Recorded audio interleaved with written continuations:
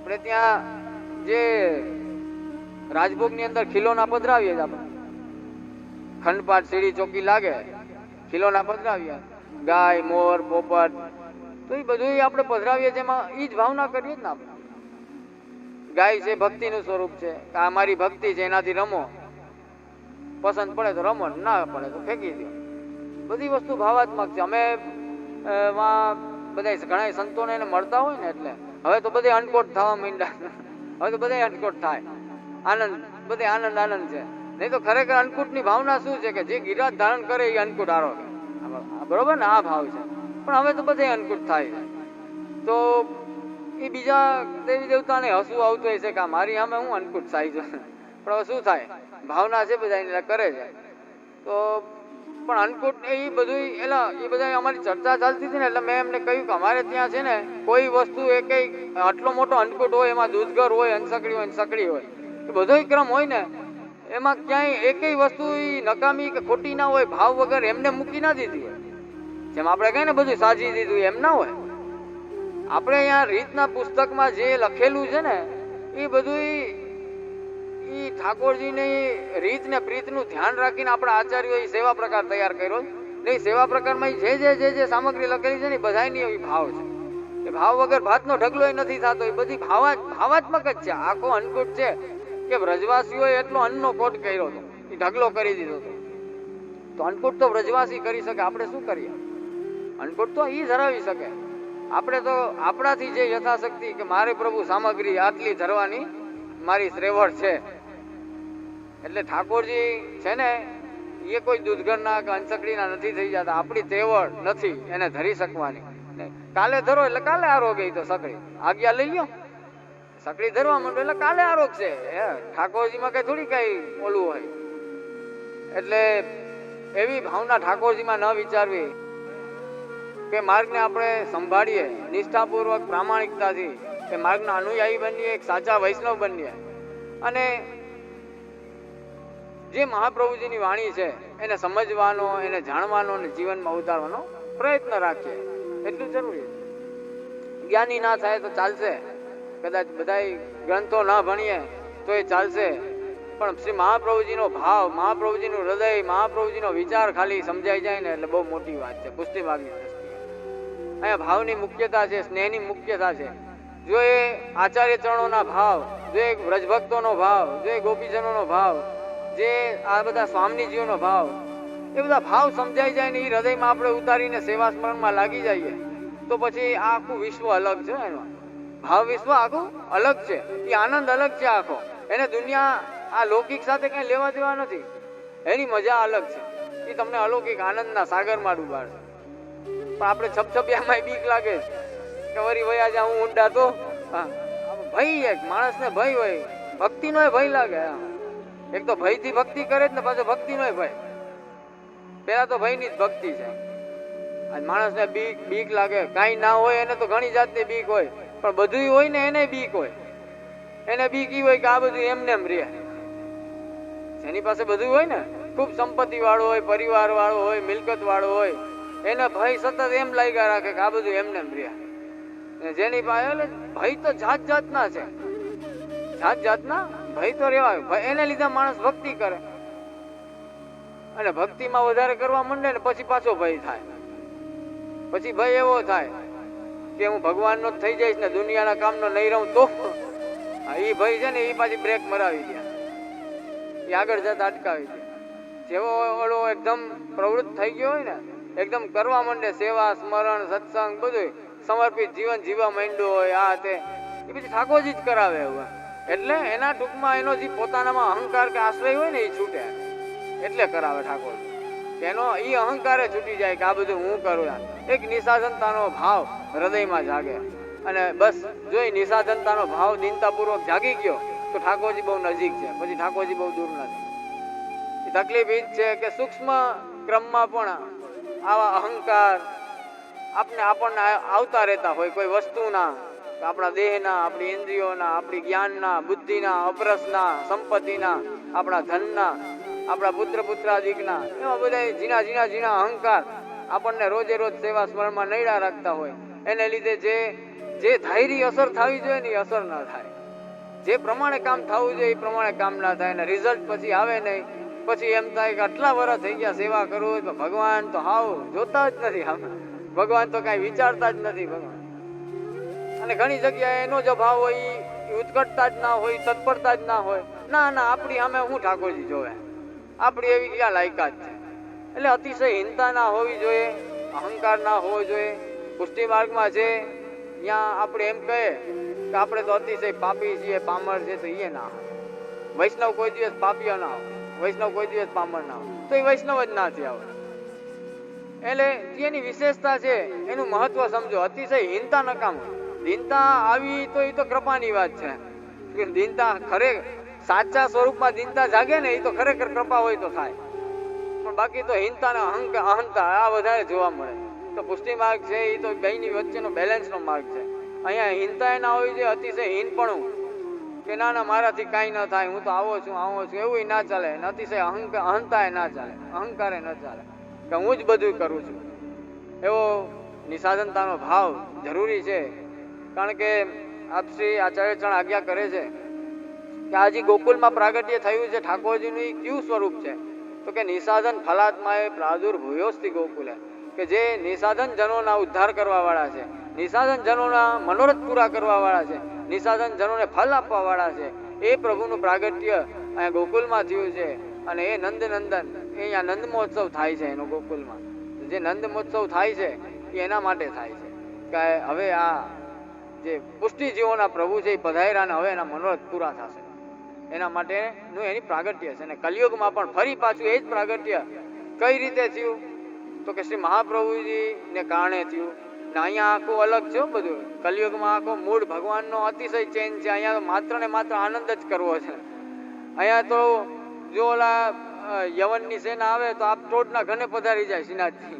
અહીંયા તો આખી ઊંધી લીલા છે. અહીંયા બાંધવાનું જરાય મૂડ નથી. ત્યારે કૃષ્ણ અવતારમાં આપ પધાર્યા હતા ત્યારે તો કંઈક ના માયરા, હા કંઈક નો ઉદ્ધાર કરી નાખ્યા. દ્વારકા લીલામાં તો ગણ્યા ગણાય નહીં એટલા, બહુ ઢગલા ના ઢગલા, કેટલાયના સંહાર કરી દીધા ભગવાને.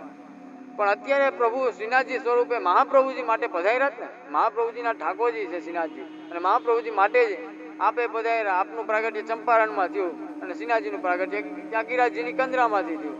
એમના માટે જ પધાર્યા. તો ખાસ પુષ્ટિ માર્ગ માટેનું જ સ્વરૂપ, પુષ્ટિ જીવો માટેનું જ સ્વરૂપ એ શ્રીનાથજીનું.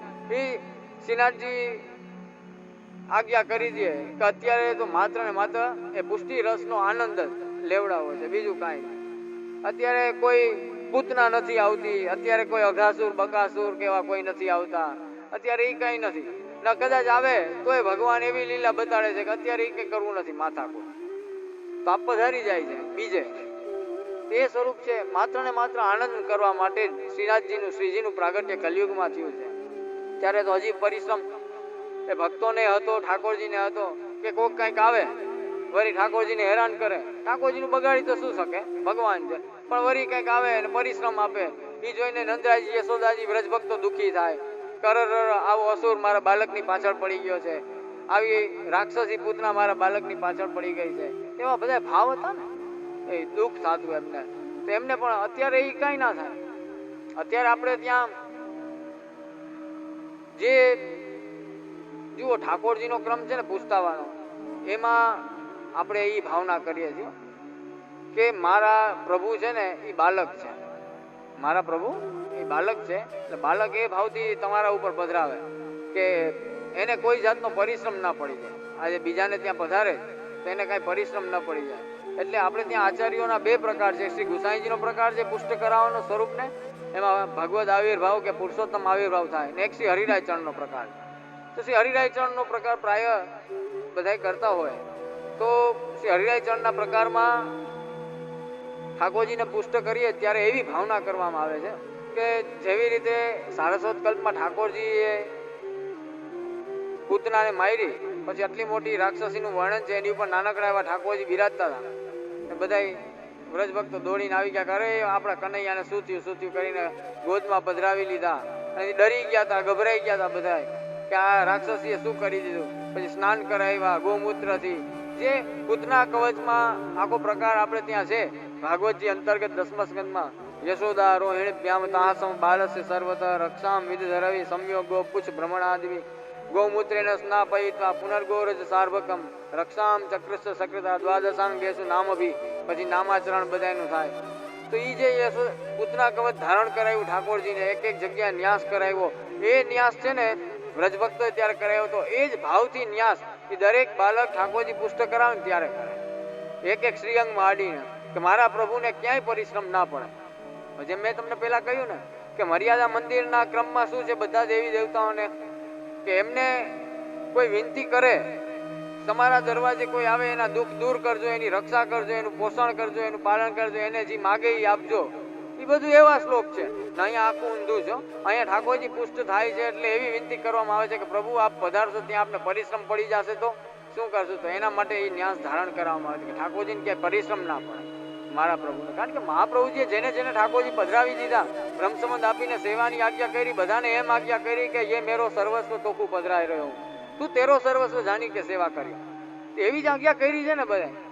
તો એ સર્વસ્વપણું આપણે માનીએ છીએ આપણા પ્રભુને, ઠાકોરજીને આપણે સર્વસ્વ માનીએ છીએ. એ આપણે વિચારવાનું છે. દરેકે કોઈ બીજાને કહેવાની જરૂર નથી. અમુક વસ્તુ છે એ આપણી અંગત છે, વ્યક્તિગત છે. એ આપણે જ વિચારવાનું હોય, આપણે જેમાં પરિવર્તન લઈ આવવાનું હોય, આપણે જેમાં ફેરફાર લઈ આવવાના હોય ને આપણે અમલમાં મૂકવાનું. એના ઢંઢેરા પીટવાના ના હોય. પતિ પત્ની વચ્ચે કાંઈ વાત થાય, પતિ પત્ની વચ્ચે કાંઈ નક્કી થાય, કે પતિ પત્ની વચ્ચે કાંઈ પણ વાત થઈ હોય કે વિવાદ થયો હોય, કે ઓલે માથું દુખ્યું હોય ને ઓલીએ દબાવી દીધું હોય, તો પાછું બીજે દી કે કહેવા ના બેહાય કે મેં કાલ માથું દુખતું હતું ને મેં દબાવી દીધું. એમાં કઈ ઉપકાર નથી કર્યો આપણે. એમ સેવાના અનુભવની કે લીલાના અનુભવની કે કાંઈ પણ ઓછા વધતા અંશમાં નાનો મોટો દરેકને ગોકુલનાથજી આજ્ઞા કરી એટલે થવાનો જ છે. ક્યારે થાય એ કૃપાને કોઈ નિયમ ના હોય, ક્યારેક થાય. કોઈને એવા દિવસોમાં થાય, જેમ કે આપણે અહીંયા સેવાના અલગ અલગ ભાવનાના દિવસો છે. તો કોઈને દાન લીલાના કીર્તનો બહુ ગમતા હોય, દાનના પદો ગમતા હોય, દાન લીલાના દિવસો, તો કોઈને એમાં થાય. કોઈને રાસના કીર્તન, રાસના દિવસો ગમતા હોય તો એમાં થાય. કોઈને ગિરા ધારણ લીલા છે એમાં થાય, એ દિવસોમાં થાય. પણ ક્યારેક ને ક્યારેક કાંઈક ને કાંઈક અનુભવ યથા અધિકાર થશે. એ અનુભવ કેવો હશે? તો કે 2 સેકન્ડનો હોય, 5 સેકન્ડનો હોય, 10 સેકન્ડનો હોય, ને ત્યાંથી માંડી ને કલાક સુધીનો હોય, એનું કઈ નક્કી નહીં. એ અનુભવ થાય. અનુભવ એક દિવસ જરૂર થશે. અનુભવની તીવ્રતા કેવી હશે, અનુભવનો સમય કેવો હશે, કેટલો હશે, એ કઈ નક્કી નહીં. એ તો ક્યારે કૃપા કરે, ક્યારે આપણી તત્પરતા, આપણા હૃદયમાં તાપ વધી જાય ને ક્યારે એ કૃપા વરસી જાય, એ નક્કી નહીં. એ થશે એ એક ક્ષણમાં જ થશે, પણ એક ક્ષણની રાહ જોવાની છે. અને એ અનુભવ એક વખત થઈ ગયો ને, થોડોક કે વધારે, એ અનુભવ એકવાર થઈ ગયો ને પછી ઓલો કામનો નહીં રહે બહુ. પછી હાચું કે ઓલા કે ને કે આ દુનિયાના કામનો નથી, પછી એવો જ થઈ જાય. અરે લૌકિકમાં તમને કહું છું કે કોઈ મોટા અધિકારી કે કલેક્ટર હોય, એની યારે તમારે ડાયરેક્ટ ઓળખાણ હોય, પછી તમે પટાવાળાને બોલાવો? કોઈ ના બોલાવે. મારે તો સાહેબારે ઓળખાણ છે. તો જેને ભગવાન હારે એકવાર વાત થઈ જાય, એ ભગવત રસના અનુભવનો એક વખત અનુભૂતિ થોડીક કે વધારે થઈ જાય, એને પછી બીજું ગમે નહીં. એને બધું ઝાખું લાગે, એને બધું લુખું લાગે, સૂકું સૂકું લાગે, એને બધું નકામું લાગે કે ના કદાચ ગમે એટલા જલસા કરે ને લૌકિકના, એને જામે નહીં કે આમાં હજી ખૂટે હજી જે ઓલી અનુભૂતિ છે એ નથી આવી. તો જે કાયમી અહીંયા ઠેકાણું કરીને બેસી ગયા ને, એને મારે ખાસ કેવું છે કે અહીંયા આપણું કાયમી સરનામું નથી. દયારામભાઈ કહે છે કે અમે રાજના ખાસા ખવાસ રે, મુક્તિ મનના આવે રે. ઈ કેટેગરી, ઈ કક્ષા વૈષ્ણવની છે, મહાપ્રભુજીના સેવકની છે, એ પુષ્ટિ જીવની છે. અને આપણે સામાન્ય સાધારણ નાની નાની વાતો માટે, લૌકિક સુખ માટે, લૌકિક ઈચ્છાઓ માટે આપણે આ મોરલને ભાંગી નાખીએ છીએ, આપણા આદર્શને ભાંગી નાખીએ છીએ, આપણા વૈષ્ણવતાના પાવરને ભાંગી નાખીએ છીએ. વૈષ્ણવતાનો પાવર બહુ જરૂરી છે, ક્યારેય ભૂલાવો ના જોઈએ.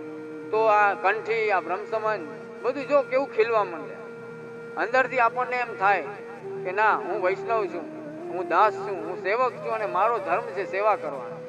એ જો જાગી જાય ને એ જીવવામાં આવી જાય જ્યારે જ્યારે ઠાકોરજી પાસેથી નીકળીએ ત્યારે દંડવત કરતા જાય, ત્યારે ત્યારે એ સ્મરણ રહે કે હું દાસ છું એમ. ઘણું બધું એવું તો છે. એટલે એક ખાલી ઠાકોરજી ઘરે પધરાવશો ને એને લીધે આખું ચક્ર, આખી સાયકલ બરાબર થઈ જશે. ત્યાં સુધી બધું ડિસ્ટર્બ રહે. એટલે સેવાનો આગ્રહ જરૂરી છે કે જો સિદ્ધાંત રહસ્ય ગ્રંથ આપણે સમજવો હોય, જો સિદ્ધાંત રહસ્ય ગ્રંથને જીવનમાં ઉતારવો હોય, તેમાં મુખ્ય વાત એક જ છે, સિદ્ધાંત રહસ્યનો સાર કે સિદ્ધાંત રહસ્યનો હાલ સમજો તો એ સમર્પણનો ભાવ છે કે સમર્પિત જીવન જીવવું. એ સમર્પિત જીવન જીવવાનો પ્રારંભ જ સેવાથી થાય.